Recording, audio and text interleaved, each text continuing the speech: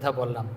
এখন যে মুদ্রা দেখিয়েছে এটাকে ধ্যান মুদ্রা বলা হয়, এটাকে হচ্ছে জ্ঞান মুদ্রা বলা হয়। তো কেন এরকমভাবেও তো করতে পারতাম আমরা ধ্যান, না? এরকমভাবেও তো করতে পারতাম। ঠাকুর বলছে এরকম নয়, এরকম বসবে যখন, অথবা এরকম বসবে। একটু আগেই বলেছি শক্তি প্রবাহটা। এখন কোনো কোনো পণ্ডিত বলছেন যে পঞ্চতত্ত্ব বলেছি একটু আগে, ক্ষিতি আপ তেজ মরে ভিয়ম, আমাদের এই আঙ্গুলগুলো রয়েছে না, তো এগুলোর মধ্যে এক এক আঙ্গুলে এক এক তত্ত্বের প্রকাশ বেশি। সব তো পঞ্চবুদ্ধি তৈরি, পাঁচটা দিয়ে তৈরি, এক একটা আঙ্গুলে না এক একটা তত্ত্বের প্রকাশ বেশি। বলছে এটাকে বলা হয় অনামিকা। এটার অগ্রভাগে নাকি ক্ষিতিতত্ত্বের প্রকাশ বেশি, মানে হচ্ছে ভূমি। তারপরে কি কনিষ্ঠা, ক্ষিতি অপ, এটাতে নাকি তেজ অপ তত্ত্বের, মানে হচ্ছে জল তত্ত্বের প্রকাশ বেশি অগ্রভাগে।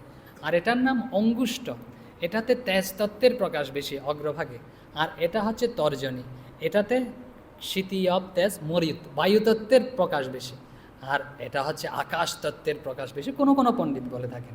তো আমরা যদি এভাবে করি, দেখুন সবগুলো সাম্য অবস্থায় রয়েছে, সব তত্ত্ব ক্ষিতি আপ তেজ মরিত ভিয়ম সাম্য অবস্থায় রয়েছে। এই জন্য এটাকে শান্ত মুদ্রা বা ধ্যান, শান্ত মুদ্রা বলা না হয়, ধ্যান মুদ্রা বলা হয়। ধ্যানে কি? ধ্যান হচ্ছে আমাদের সব কিছু সাম্য অবস্থায় থাকা উচিত। শরীর মন বুদ্ধি যখন সাম্য অবস্থায় আসবে, তখনই শ্বাস প্রশ্বাস যখন নিয়ন্ত্রণে থাকবে, তখনই শ্বাস প্রশ্বাসের যখন সাম্য অবস্থা থাকবে, তখনই হবে শ্বাস প্রশ্বাস। আমরা পূর্বে হয়তো বলেছিলাম, আবার বলছি, যখন আমাদের ডান নাক দিয়ে শ্বাস বয়, তখন কিন্তু আমাদের হচ্ছে ক্রিয়া অবস্থায়, আমরা যখন কাজ করতে থাকি না, খেয়াল করবেন ডান নাক দিয়ে নিঃশ্বাস পড়ছে। আর বাম নাক দিয়ে যখন শ্বাস বয়, তখন হচ্ছে আমাদের বিশ্রামের অবস্থা। আমরা যখন ঘুমাই, বিশ্রাম নিই, তখন হচ্ছে বাম নাক দিয়ে, নাসারন্ধ্র দিয়ে নিঃশ্বাস পড়তে থাকবে।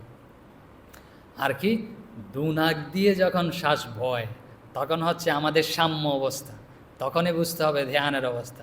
বিরজানন্দ মহারাজ বলছেন, যারা যোগী, যারা ধ্যানই খুব, তারা এরকম যে যেই দেখছে দু নাক দিয়ে সমান নিঃশ্বাস পড়ছে, সাথে সাথে গিয়ে ধ্যানে বসে।